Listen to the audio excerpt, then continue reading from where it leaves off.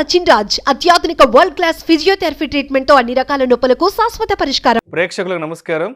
ఫిబ్రవరి 10, 11 తారీఖుల్లో అంటే శనివారం, ఆదివారం ప్రముఖ స్టాక్ మార్కెట్ అనలిస్ట్ సుందర రామరెడ్డి గారు ETF index funds, mutual funds మీద ఎడ్యుకేటివ్ వెబినార్ కండక్ట్ చేయబోతున్నారు. దీనికి 3,000 రూపాయలు ఫీజు పే చేయవలసి ఉంటుంది. ఆసక్తి ఉన్నవారు ఈ కింద స్క్రోల్ అవుతున్న నెంబర్ కాల్ చేసి వెంటనే మీ రిజిస్ట్రేషన్స్ను పూర్తి చేసుకోగలరు. సార్ నమస్తే. సార్ నమస్తే అండి.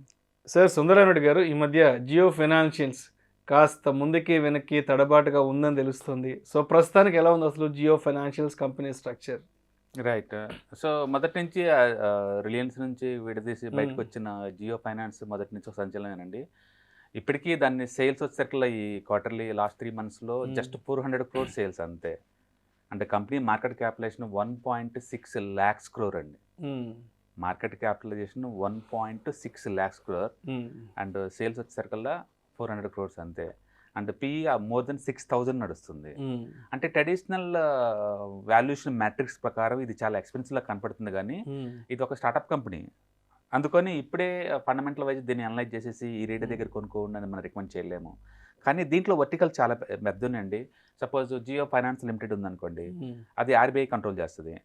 అది ఫినాన్సింగ్ మొత్తానికి ఇది హెడ్ అనమాట. తర్వాత లీజింగ్ కంపెనీ ఒకటి ఉందండి, జియో లీజింగ్ కంపెనీ. ఇది లీజింగ్ ఇంకా బిజినెస్ ఇంకా స్టార్ట్ అవ్వలేదు, బట్ లీజింగ్ వాటి మీద ఫోకస్ చేస్తారనమాట. AMC కంపెనీ అంటే బ్లాక్ రాక్తో టైప్ అయ్యి ఈ వర్టికల్ స్టార్ట్ అవుతుంది.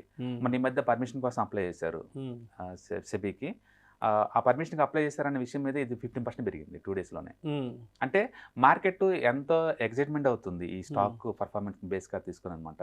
అలాగే పేమెంట్ బ్యాంక్ ఉందనుకోండి, SBIతో పార్ట్నర్ తోటి వాళ్ళు క్రెడిట్ కార్డ్స్, డెబిట్ కార్డ్స్ వీటిని లాంచ్ చేస్తున్నారు. అలాగే ఇన్సూరెన్స్ డివిజన్ ఉందనుకోండి, IRDA పర్మిషన్ తీసుకొని వాటిని లాంచ్ చేస్తున్నారు.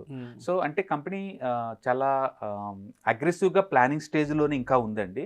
అందుకని 1 or 2 quarters రిజల్ట్స్ తోటి మనం ఈ కంపెనీ స్ట్రెంత్ని అనలైజ్ చేయలేము. కాకపోతే ఒకటి, పెద్ద పెద్ద మ్యూచువల్ ఫండ్స్ కూడా భారీగా హోల్డ్ చేసినాయి. ఎగ్జాంపుల్ క్వాంట్ తీసుకోండి. క్వాంట్ ప్రతి ఫండ్లో small cap, mid cap, large cap, multi cap, ఏ పేరెంట్ పెట్టండి, కాంట్రోల్ దగ్గర 3% అలొకేషన్ జియోగా ఉంటుంది. అంటే పెద్ద పెద్ద మ్యూచువల్ ఫండ్స్ కూడా దీని నుంచి చాలా ఎక్కువ ఎక్స్పెక్ట్ చేస్తున్నారు అనమాట. ఎందుకు అంతగా అంటే వీళ్ళు కొత్త టెక్నాలజీ వాడి అంటే కొత్త కొత్త ఏరియాస్లో కూడా ఫైనాన్స్ చేస్తున్నారు. For example supply side networking వాళ్ళకి కూడా ఫైనాన్స్ చేస్తున్నారు. అంటే జియో మార్ట్లో ఎవరైతే సరుకులు తీసుకుంటారో ఆ సరుకులు మొత్తం వీళ్ళు క్రెడిట్కే ఇస్తున్నారు. కొన్ని లక్ష కోట్ల బిజినెస్ అది. FMGC బిజినెస్ లక్ష కోట్లలో ఉంటుందండి. వాటి మొత్తానికి వీళ్ళు ఫైనాన్స్ చేస్తున్నారు. రెండోది ఎయిర్ ఫైబర్ అండ్ ఈ నెట్వర్క్స్ ఉంటాయి కదా, వాటన్నిటికి కూడా వీళ్ళు డివైస్ వాటికి కూడా ఫండింగ్ చేస్తున్నారు. And personal loans, digital loans ఇవన్నీ కూడా చేస్తున్నారు. అందుకని వీళ్ళ ప్రొడక్ట్ బేస్డ్ ఏదైతే బాగా మూవ్ అవుతుందో ఆటోమేటిక్ ఇది కూడా మూవ్ అవుతూ ఉంటుంది. అంటే రిలయన్స్ డిజిటల్కి ఫండింగ్, కస్టమర్స్ ఫండింగ్కి ఇది సప్లై చేస్తున్నారు. అండ్ ఇన్సూరెన్స్లు, స్టాక్ బ్రోకింగ్, మ్యూచువల్ ఫండ్స్ అన్ని వర్టికల్స్కి రెడీ అవుతూ ఉన్నారనమాట. అందుకని రిలయన్స్ సేల్స్ ఎంత పెరిగే కొద్దీ ఇండైరెక్ట్ బెనిఫిషనరీ ఈ జియో అనమాట. అక్కడ రిలయన్స్ పెరిగే కొద్దీ రిలయన్స్ రిటైల్ పెరిగినా, రిలయన్స్ ఇది టెక్నాలజీ ఇది పెరుగుతున్నా, and Reliance oil and gas పెరుగుతున్నా సరే వాటి మొత్తానికి ఫండింగ్ కస్టమర్స్కి ఇచ్చేస్తుంది అనమాట.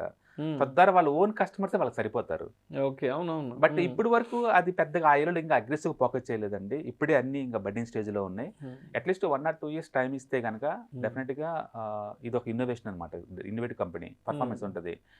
ఇప్పుడు లైవ్ మార్కెట్లో ఆల్మోస్ట్ 240 దగ్గర రన్ అవుతుందండి, 245 రూపీస్ దగ్గర. అండ్ ఈజీగా లిస్టింగ్ ప్రైస్ని బ్రేక్అవుట్ చేసుకొని ఆల్ టైమ్ హైకి వెళ్ళిపోద్ది. అంటే మనం ఒక కపుల్ ఆఫ్ మంత్స్లోనే 300 టార్గెట్ పెట్టచ్చు. ఎందుకంటే ఇన్స్టిట్యూషనల్స్ టూ మచ్ సపోర్ట్ చేస్తున్నారు ఈ స్టాక్ని. ఇన్స్టిట్యూషనల్స్ టూ మచ్ సపోర్ట్ చేస్తున్నారండి.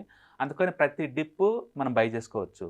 ఎక్స్పెన్స్ అంటే అవును ఎక్స్పెన్స్, ఇలాంటి వాటికి ట్రెడిషనల్ పద్ధతిలో మన వాల్యుయేషన్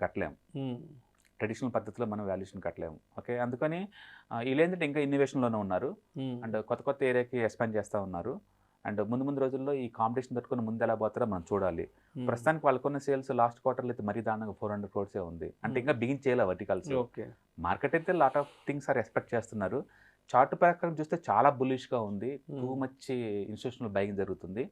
అండ్ మనం తొందరలోనే ఆల్ టైమ్ హైని ఇది బ్రేక్ చేసుకొని 300 రూపీస్ వరకు మనం ఎక్స్పెక్ట్ చేయొచ్చు కపుల్ ఆఫ్ మంత్స్లోనే. అండ్ కరెంట్ ప్రైస్ 240 దగ్గర కొన్ని యాడ్ చేసుకోవచ్చు కావాలంటే. బట్ డిప్ అని బై చేసుకుంటే పోతుంటే ఇలాంటి వాటికి బాగుంటాయి. ఓకే, బట్ ఒరిజినల్గా ఫండమెంటల్గా ఇది మనం బై చేయాలా లేదనేది అట్లీస్ట్ నీకు 1 or 2 years పడుతుంది. అన్ని వర్టికల్స్ రన్ అవుతున్న టైంలో మనం ఎక్స్పెక్ట్ చేయొచ్చు. ప్రతిదీ ఎక్స్పెక్టేషన్ మీద రన్ అవుతుంది. ఎందుకంటే బ్లాక్ రాక్తో టైప్ అయ్యారు ఇంతవరకు ఇంకా ఫస్ట్ లాంచ్ చేయలేదు, లాంచ్ అవ్వలేదు. ఇంకా లాంచ్ అవ్వలేదు. అండ్ ఇన్సూరెన్స్ కంపెనీలతో 27 ఇన్సూరెన్స్ కంపెనీలతో టైప్ అయ్యారు కానీ ఇంతవరకు బిగించేయాలి ఆ బిజినెస్. అండ్ లీజింగ్లో కూడా అంత అగ్రెసివ్ కస్టమర్స్ ఇంకా ఏం రాలేదు. అన్ని బడ్డింగ్ స్టేజ్లో ఉన్నాయి అనమాట. అందుకని దీన్ని తీసుకెళ్ళి మనం ఒక బజాజ్ ఫినాన్స్తో కంపేర్ చేయలేము అర్జెంటుగా. ఇంకా అండ్ రెండోది ఏంటంటే ఇన్నోవేషన్ ఎంతవరకు వర్కౌట్ అవుద్దో మనం చూడాలి. మార్కెట్ ఇంత ముందులాగా అంత కన్జర్వేటివ్గా ఏం కాదు, చాలా అగ్రెసివ్గా ఉంది. ఎగ్జాంపుల్ ఫోన్పే వాళ్ళు బ్రోకరేజ్ డివిజన్ లాంచ్ చేసి ఆల్మోస్ట్ 6 months అవుతుంది. పెద్దగా వాళ్ళు కస్టమర్స్ని ఏమి ఎక్వైర్ చేయలేదు, పేటిఎం కానీ ఏమి ఎక్వైర్ చేయలేదు. అలాగే మనం వాట్సాప్ పేమెంట్ వాళ్ళు లాంచ్ చేసిన అట్టర్ ఫ్లాప్ అయ్యారు. యాక్చువల్ 2023లో అట్టర్ ఫ్లాప్ బిజినెస్ మోడల్ పేరు చెప్పమంటే మీరు వాట్సాప్ పేమెంట్ చెప్పచ్చు. అది సక్సెస్ అవ్వలేదు, దాని గురించి పట్టుకునే ఎవరు పట్టుకోలేదు. అందుకని మార్కెట్ ఎలా రెస్పాండ్ అవుద్దో మనకు అంత ఎగ్జాక్ట్లీ అని తెలియదు.